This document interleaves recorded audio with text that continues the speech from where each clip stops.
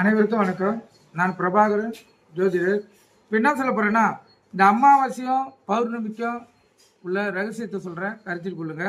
சந்திரனும் சூரியனும் சேர்ந்திருக்க பிறந்தவர்கள், அதாவது அமாவாசை அன்று பிறந்தவர்கள் எந்த ஒரு காரியம் செய்தாலும் ரகசியமாகவே வைத்திருப்பார்கள்.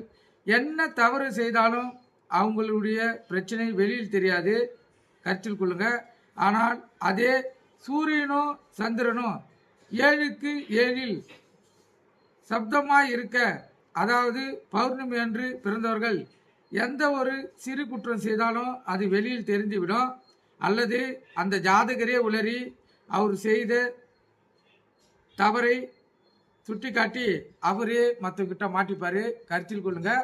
இது ஒரு பொது விதி, அனைவரும் தெரிஞ்சுக்கிறது சிறப்பு. கருத்தில் கொண்டு பயன்பெறுங்க. நன்றி, வணக்கம்.